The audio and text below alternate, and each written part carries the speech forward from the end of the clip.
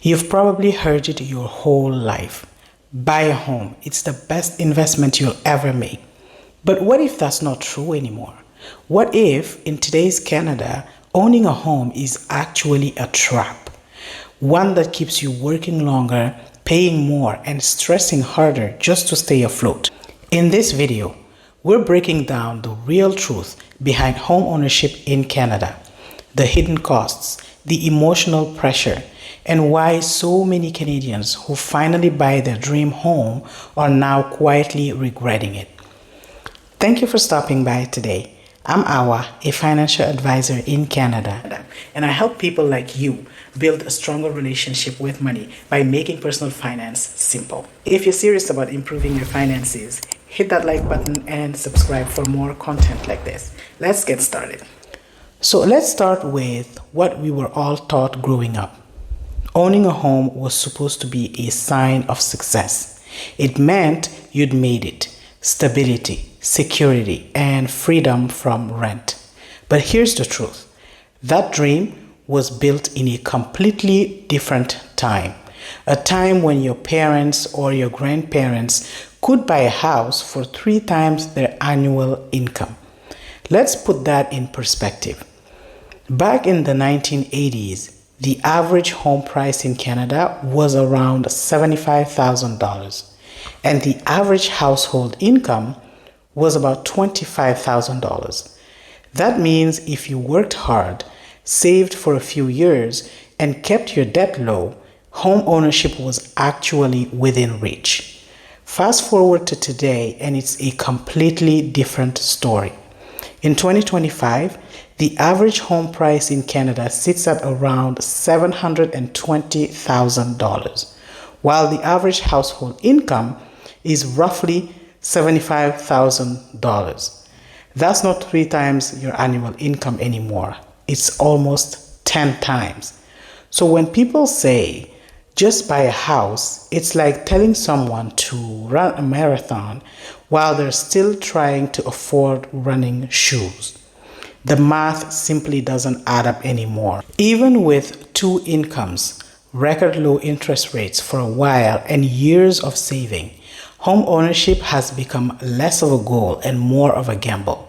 And that's why so many Canadians are starting to wonder, is owning a home still worth it?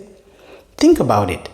Even with a good job, how many people can actually afford a $700,000 home, plus property taxes, insurance, utilities, repairs, and mortgage interest? And that's before you even buy furniture or deal with rising interest rates.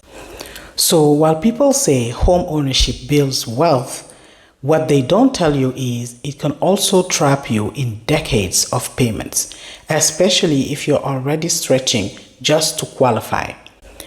Now, let's talk about why owning a home might actually make you poorer in today's Canada. And this is what most people don't calculate when they talk about owning a home.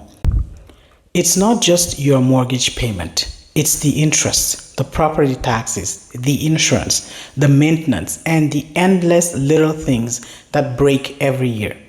What most people don't realize is that when you buy a $700,000 home with a 5% interest rate over 25 years, you're actually paying over $1.1 million in total once you add up interest.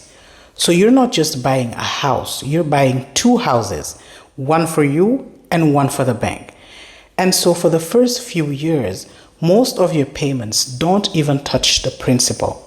They go almost entirely toward interest. So while you're feeling good about building equity, the bank is the one truly getting rich. Then there's property tax. In many cities, homeowners are paying between $3,000 and $8,000 a year just in taxes, and those numbers keep rising. You're basically renting your home from the government forever. Next comes maintenance and repairs, roof leaks, plumbing issues, a new furnace. All those little things add up fast. The average homeowner in Canada spends about $5,000 a year on upkeep. That's money renters don't even have to think about. And we can't forget home insurance and utilities, which have both skyrocketed since COVID. It's not unusual for a typical household to spend $500 to $800 per month on those alone. So while home ownership sounds like a safe investment, it's often just a slow drain on your cash flow, especially if your income isn't growing as fast as your expenses. To make it worse, home values don't always go up the way people think. If you bought during a house boom and the market corrects, even by 10% or 15%, that's tens of thousands of dollars wiped off your equity overnight. The truth is, in today's Canada, owning a home isn't automatically a sign of wealth. For many families, it's actually the reason they feel broke every month, because all their money goes into a house they can't afford to enjoy. And here's the part no one tells you. Being house rich and cash poor is still being poor. Now let's talk about the part no one likes to admit, the emotional trap. When you buy a house, it's not just a financial decision, it's emotional. It's your identity. It's the thing you tell yourself you should have by a certain age. But when things get tough, when interest rates go up, or a roof needs replacing, or a job loss hits, people don't want to admit they can't afford their home anymore. So instead of making changes, they suffer quietly. They cut vacations, delay retirement, even work overtime just to keep a house that's draining them every single month. That's not wealth. That's a trap dressed up as stability. Let's be honest, the system isn't built to make it easy for homeowners. Banks, realtors, and even the government benefit when you buy. Banks make money from your interest. Realtors make money from your sale. Governments collect your property taxes and benefit from rising home prices. So it's no surprise that every ad, every article, and every financial expert keeps saying real estate is the best investment. But for many Canadians, home ownership doesn't make them rich. It keeps them locked into high monthly payments with very little freedom. You can't move easily. You can't downsize without losing money on fees, and if the market dips, you're stuck. Meanwhile, renters are often shamed, even though some renters are saving, investing, and living with less financial stress than people who do own. Now, to be clear, owning a home isn't a bad thing. If you can afford it comfortably, if you've run the numbers and you're buying for the right reasons, not pressure, it can still be a great move. But the key word here is comfortably. You should not have to sacrifice your peace of mind, your relationships, or your retirement just to own a property. The truth is, it's not about owning versus renting. It's about financial balance. Owning a home should make your life better, not smaller. So if you're dreaming of buying or you already own, here is how to protect yourself. 1. Know your real numbers. Include everything: taxes, repairs, utilities, interest, and future rate increases. 2. Keep a home emergency fund, at least 3 to 6 months of expenses, because homes always surprise you. 3. Don't rush. A house isn't a deadline, it's a responsibility. Buy when it fits your life, not when it fits someone else's timeline. And finally, 4.